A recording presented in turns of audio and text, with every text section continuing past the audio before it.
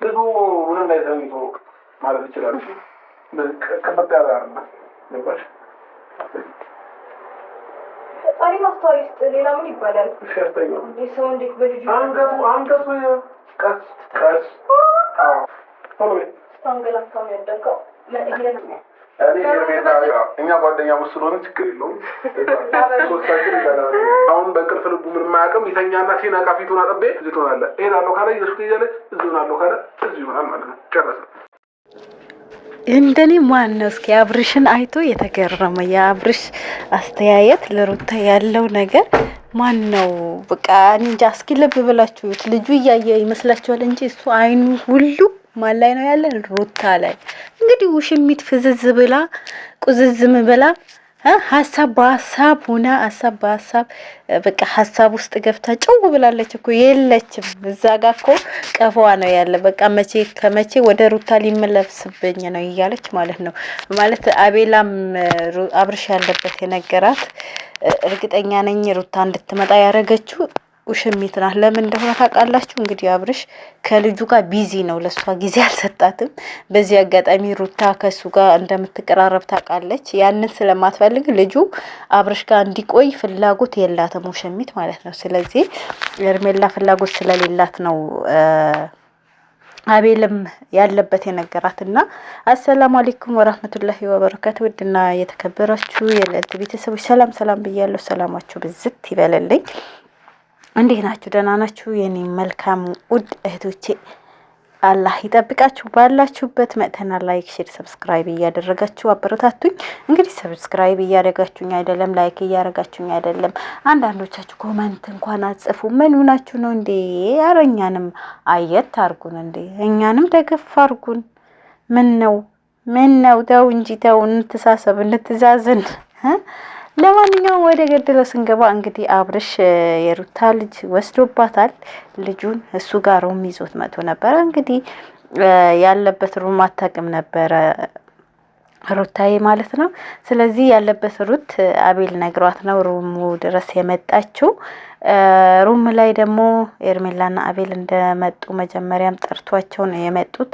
ያው ኤርሜላ ደግሞ ልጁ ከሱ ጋር እንዲሆን አትፈልግም። ማትፈልግበት ምክንያት መጨረሻ ላይ ነግራቸዋለሁ። እንግዲህ አብርሽ ደግሞ አይኑ እንዳለ ልጁ እያየ ይመስላል እንጂ ማለት ነው ሩታ ላይ በቃ ደስታው እኮ አልቻለውም። ሩሙ ስትመጣ ማለት ነው። መቼስ ሩታን እያየ ፈገግ አይልም ማለት ዘበት ነው። አብርሽ በቃ ሩታን ሲያይ እኮ የሌለ ነው ፈገግታው፣ ደስታው፣ ምኑ። ከዚህ ሁሉ ጣጣ በቃ ተው ያለችህ ነገር ትተህ ለምንድን ነው ከሷ ጋር ማትኑረው? ለምን በዚህ ልክ ትጋባለህ? ልክህ እኮ እያወጣህ አይደለም። ያው እንግዲህ ምንም ማድረግ አችልም። አሁን ግን ተበልተሃል። ሩታን አገኛታለሁ ብለህ እንኳን አታስብ። ለበሬ ነው የምላችሁ። አይኑን ልብ ብላችሁ ልጁ እያየ ይመስላል እንጂ ማለት ነው አይኑ እንዳለ ሩታ ላይ በቃ ውሽሚት እኮ ፈዛ ቀረች፣ ፈዘዘች። በቃ ያለችበትም ተረስታለች። አጠገቡ ናት እንጂ ረስቷታል እሱ። በነገራችን ላይ እሷ ልብ ብላችሁ ካያችኋት የለችም እኮ በቃ በሀሳብ ማለት ነው ጨው ብላለች።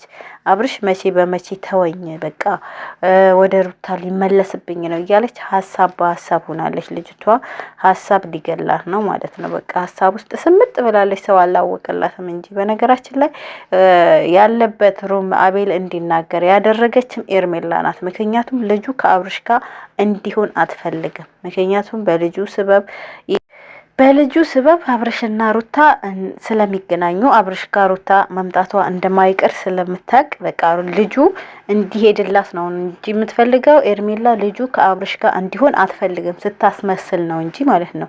ትላንት ራሱ እኮ ጨንቋታል። በቃ ሩታ ይዛው እስከምትሄድ ጨንቋታል። ሩታ ስትመጣ ደስታው አልቻለችው። ምክንያቱም አብርሽ ለሷ ቦታም እየሰጣት አይደለም። ጊዜው ደስታው ምኑ ልጁ ጋር ነው ያለ። እሷ እዛ ጋር ብትሆን ከልጁ እየተጫወተ ፈታ እያለ ነበረ። ያን ነገር ደስተኛ ያደርጋት። ምክንያቱም ለሷ ያላት ቦታ የሚወስድበት ስለሚመስላት ማለት ነው። ስለዚህ መቼም የእንጀራ እናት እኮ አላህ መልካም ካላረጋት በስተቀር መልካሙን አታውቅምና ከስንት አንዳንዳቸው አላህ ይባረካቸው ካልሆኑ በስተቀር ማለት ነው። ስለዚህ ምንም ማድረግ አይቻልም። ሩታዬ የኔ ጀግና ደግሞ ማለት ነው ማን እንደናት ብለዋለች። ምንም ማልክ ምንም ለልጄ እኔ ነኝ ማስፈልገው እስከ 5 አመት በምንም መንገድ ከኔ መነጠል አችልም ብለዋለች። እንግዲህ ያስጠነቀቁህ ረሳህ ወይ ምናምን እኔ ወደ ህግም ያልኩት የልጄ አባት ስለሆንክ ነው ብለዋለች። ይቅርታ እንግዲህ ወደ ህግም ያልወሰድኩ ልጁ ይዞባት ሲወጣ ማምጣታ ማስያዝ ትችል ነበረ በህጉ መሰረት ማለት ነው። ምክንያቱም ይሄ ህፃን ልጅ ከእናቱ የመለየት እንትን ስለማይቻል ማለት ነው። ያው 5 አመት እስከሚሞላቸው መሰለኝ ማለት በቃ ወይ እናቱ ወይ አባቱ መምረጥ እስከሚችል ያ እስከዛ ድረስ ከእናቱ የመነጠል መብት የለውም አባትም ቢሆን ማለት ነው። ስለዚህ ያን ነገር እሷም በድጋሚ ነግረዋለች። ግን ልጁ የሚሰማ አይደለም። እሱ ሀሳቡ በዚህ አጋጣሚ በቃ ሩታን ካጠገቡ እንዳያጣ ስለማይፈልግ ማለት ነው። በነገራችን ላይ ያስታውቅበታል። ያለ ሩታ ምንም ነገር አይሆንለትም። ያለ ሩታ ምንም ነገር ማድረግም መሆንም አይችልም ማለት ነው አብርሽ። ስለዚህ ሁላቸውም ያለሷ መሆን እንደማይሆንላቸው ስለሚያውቁ ነው የሚፈልጓትም።